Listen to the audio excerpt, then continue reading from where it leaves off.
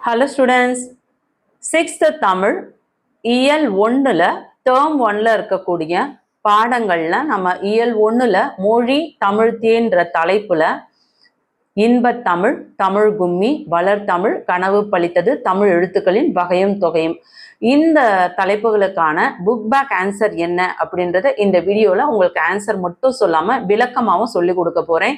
So கண்டிப்பா video யூஸ்ஃபுல்லா இருக்குன்னு ஃபீல் பண்ணவங்க ஒரு லைக் கொடுத்துட்டு தொடர்ச்சியா வீடியோ பார்க்கணும்னு நினைக்கிறவங்க ஆல்னு வர பெல் பட்டனை ப்ரெஸ் பண்ணிட்டு சப்ஸ்கிரைப் பண்ணிக்கோங்க. வாங்க வீடியோக்குள்ள போயிடுவோம். தமிழ் தேன்ல உங்களுக்கு கவிதை பேழை இன்பத் தமிழ் கொடுத்துருக்காங்க இல்லையா? இதுல மனப்பாட பாடல் தமிழுக்கும் அமுதென்று பேர், அந்த தமிழ் இன்பத் தமிழெங்கள் உயிருக்கு நேர், தமிழுக்கு நிலவென்று பேர், இன்பத் தமிழெங்கள் சமூகத்தின் விளைவுக்கு நீர், தமிழுக்கு மனமென்று பேர், இன்பத் தமிழெங்கள் வாழ்வுக்கு நிருமித்த ஊர். இந்த 6 வரிகளும் உங்களுக்கு மனப்பாட பாடலா வருது. இதை நல்லா படிச்சுக்கோங்க. எப்பயுமே மனப்பாட பாடல் படிக்கும் பொழுது அதன் ஆசிரியர் பெயர் கண்டிப்பா படிக்கணும். இதன் ஆசிரியர் பெயர் பாரதிதாசன். தலைப்பு இன்பத் தமிழ். சரிங்களா? இன்பத் தமிழ் கவிதை பேழையை இயற்றியவர் யார் அப்படின்னா பாரதிதாசன். அதை மறக்கக்கூடாது. அதே போல இதுல பாத்தீங்கன்னா உங்களுக்கு சொல்லும் பொருளும் கொடுத்துருக்காங்க இல்லையா? நிருமித்த, உருவாகிய, விளைவு, வளர்ச்சி, சமூகம், மக்கள் குழு, அசதி, சோர்வு, இது எல்லாமே நல்லா படிச்சுக்கோங்க. கண்டிப்பா உங்களுக்கு எக்ஸாம்ஸ்ல கேட்பாங்க. பாடலோட பொருளும் கொடுத்துருக்காங்க. அதுக்கடுத்து நூல்வெளியில உங்களுக்கு இந்த மாதிரி பிங்க் கலர்ல லெட்டர்ஸ் கொடுத்துருக்காங்க இல்லையா? இது எல்லாமே கண்டிப்பா உங்களுக்கு 1 மார்க்ஸ்ல கேட்பாங்க. நல்லா படிச்சு வச்சுக்கோங்க. பாரதிதாசனோட இயற்பெயர் என்ன அப்படின்னா சுப்புரத்தினம். அவரை என்னன்னு போற்றப்படுவாங்கன்னா புரட்சி கவி அப்படின்னு அவரை போற்றப்படுவாங்க. பாவேந்தர் அப்படின்னும் பாரதிதாசனை போற்றப்படுவாங்க. அவர் இயற்றிய நூல்கள் என்ன அப்படின்னு பாத்தீங்கன்னா பெண் கல்வி, கைம்பெண் மறுமணம், பொது உடைமை, பகுத்தறிவு முதலான புரட்சிகரமான கருத்துக்களை எல்லாமே அவர் பாடு பொருளாக கொண்டு பாடல்களை பாடியிருக்கிறார். சரிங்களா? ஸோ புக் பேக்ல என்ன கேட்டிருக்காங்கன்னு பாருங்க. மதிப்பீடு. இதுல உங்களுக்கு மொத்தம் 6 சரியான விடையை தேர்ந்தெடுக்க 1 மார்க் கொஸ்டின்ஸ் 6 கொஸ்டின்ஸ் கொடுத்துருக்காங்க. அதுக்கடுத்தது பாடலின் கருத்துக்கு ஏற்றபடி பொருத்துக. அடுத்து ஒத்த ஓசையில் முடியும் சொற்கள். அடுத்து குருவினா 2, சிறுவினா 2, சிந்தனை வினா. இதுக்கான விடை என்ன அப்படின்றத தெளிவா பார்த்துருவோம்.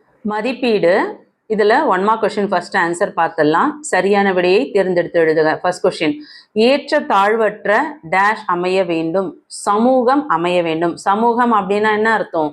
நம்ம நாட்டில் இருக்க எல்லாரையும் சேர்ந்தது தான் ஒரு சமூகம் அப்படின்னு சொல்லுவோம். ஸோ ஏற்றத்தாழ்வு அப்படின்னா பணக்காரங்க, ஏழைங்க, தாழ்த்தப்பட்டவங்க, உயர்த்தப்பட்டவங்க, அந்த மாதிரியான ஒரு ஏற்றத்தாழ்வு எதுவுமே இல்லாத ஒரு நல்ல ஒரு சமூகம் அமைய வேண்டும். இது ஃபர்ஸ்ட் ஆப்ஷன் சமூகம் ஆன்சர். கொஸ்டின் நம்பர் 2, நாள் முழுவதும் வேலை செய்து களைத்தவருக்கு டேஷ் ஆக இருக்கும், அசதியாக இருக்கும். அதாவது ஒரு நாள் முழுக்க வேலை செஞ்சா அவங்களுக்கு எப்படி இருக்கும்? ரொம்ப டயர்டா இருக்கும் இல்லையா? அந்த டயர்டுன்றது இங்கிலீஷ், தமிழ் வார்த்தை அசதி. So 4th option answer. Third question, நிலவு கூட்டல் இன்று என்பதனை சேர்த்து எழுத கிடைக்கும் சொல். நிலவு கூட்டல் என்று இதை சேர்த்து எழுதும்போது என்ன கிடைக்கும் அப்படின்னு பார்த்தீங்கன்னா நிலவென்று. உங்களுக்கு செகண்ட் ஆப்ஷன் சரியான விடை. அடுத்து 4th கொஸ்டின், தமிழ் கூட்டல் எங்கள். இதை சேர்த்து எழுதும்போது கிடைக்கக்கூடிய விடை செகண்ட் ஆப்ஷன் ஆ, தமிழெங்கள். அடுத்து 5th ஒன், அமுதென்று. இதை பிரித்து எழுத கிடைக்கும் பொழுது கிடைக்கும் சொல் அமுது கூட்டல் என்று. செகண்ட் ஆப்ஷன் ஆ, அமுது கூட்டல் என்று. 6th one, செம்பயிர். செம்பயிர் என்னும் சொல்லை பிரித்து எழுத கிடைப்பது செம்மை கூட்டல் பயிர். இதுல ஃபர்ஸ்ட் ஆப்ஷன் ஆன்சர். அடுத்தது இன்பத் தமிழ் பாடலின் கருத்துக்கு ஏற்றபடி பொறுத்துக. இதுல வினைவுன்னு இருக்கு இல்லையா? அதுக்கு விளைவுன்னு வரணும். விளைவுக்கு நீர். இது ஃபர்ஸ்ட் உங்களுக்கு கேள்வி கொடுத்துருக்காங்க. அதுக்கான சரியான விடை பாருங்க. விளைவுக்கு நீர், அறிவுக்கு தோல், இளமைக்கு பால், புலவருக்கு வேல். இது சரியான விடை. அடுத்து ஒத்த ஓசையில் முடியும் இயைபு சொற்களை எடுத்து எழுதுக. இப்ப பேர் அப்படின்னா நேர், இதெல்லாம் ஒரே ஓசையை குடிக்கிறது. இதெல்லாம் இயைபு சொற்கள் அப்படின்னு சொல்லுவாங்க. அப்ப பேர் நேர், அமுதென்று நிலவென்று, பேர் நீர், உயிருக்கு விளைவுக்கு, பேர் ஊர், இளமைக்கு புலவருக்கு, பால் வேல், தமிழுக்கு வாழ்வுக்கு, வான் தேன், உயர்வுக்கு அசதிக்கு, வால் தோல், அறிவுக்கு கவிதைக்கு, தோல் வாழ்னு படிக்கலாம், வாழ் தோல்னு படிக்கலாம். அறிவுக்கு கவிதைக்கு இது எல்லாமே பாருங்க. இந்த பக்கம் பார்த்தீங்கன்னா இருன்னு ஒரே மாதிரி வருது, இந்த இடத்துல ரூன்னு முடியுது. ஸோ முதல் எழுத்து நம்ம பார்க்கக்கூடாது, அந்த கடைசி எழுத்து எப்படி ஒரே மாதிரி முடியுதோ அதெல்லாம் ஏபு சொற்கள் அப்படின்னு சொல்லுவாங்க.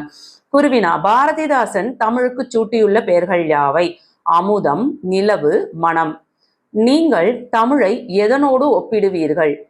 விடை, அமுதம், நிலவு, மனம், தேன், தங்கம், கரும்பு, சந்தனம், அமுத சுரபி, நவமணிகள் போன்றவற்றை தமிழோடு ஒப்பிடுவேன். சிறுவினா. வினா எண் 1. இன்ப தமிழ் பாடலில் உங்களுக்கு பிடித்த அடிகள் 2 எழுதுக. விடை, தமிழ் எங்கள் உயர்வுக்கு வான், இன்ப தமிழ் எங்கள் அசதிக்கு சுடர் தந்த தேன். வினா எண் 2. சமூக வளர்ச்சிக்கும் நீருக்கும் உள்ள தொடர்பு யாது? அதாவது நம்ம சமூகத்தோட வளர்ச்சிக்கும் நீர்னா என்ன, தண்ணிக்கும் என்ன மாதிரியான ஒரு தொடர்பு இருக்கு அப்படின்னு கேட்குறாங்க. நீர் இல்லாம வேளாண் தொழில் செய்ய முடியாது. வேளாண்னா என்ன, விவசாயம் செய்ய முடியாது. அது போல நீரின்றி வேளாண் தொழில் விளைச்சல் நிகழாது. நீர் உலகில் உள்ள அனைத்து உயிரினங்களுக்கும் உயிர் போன்றது. நீர் இந்த உலகத்துல வாழற ஒவ்வொரு உயிருக்கும் உயிர் போன்றது நீர். நீரினால் விளையும் விளைச்சலில் மக்கள் பயன் பெறுவர். இந்த நீரால விளையக்கூடிய அந்த விளைச்சலால தான் மக்கள் பயன்பெறாங்க அப்படின்னு அர்த்தம். ஸோ இந்த நீரோட இந்த சமூக வளர்ச்சி எத்தகைய தொடர்புடையது அப்படின்றதுக்கு இந்த 3 பாயிண்ட்ஸ் கொடுக்கணும். அடுத்து சிந்தனை வினா. வேல் என்பது ஓர் ஆயுதம். தமிழ் ஏன் வேலுடன் ஒப்பிடப்படுகிறது?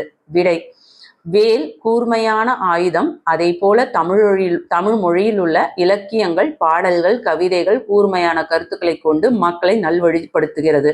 ஆகவே தமிழ் வேலுடன் ஒப்பிடப்படுகிறது. அதே போல் கத்தியின் முனையை விட பீனாவின் முனை கூர்மையானது என்ற பழமொழியும் இதனையே விளக்கும். அதாவது வேல் அப்படின்றது ஒரு ஷார்ப்பான ஒரு ஆயுதத்தை குறிக்கும் இல்லையா?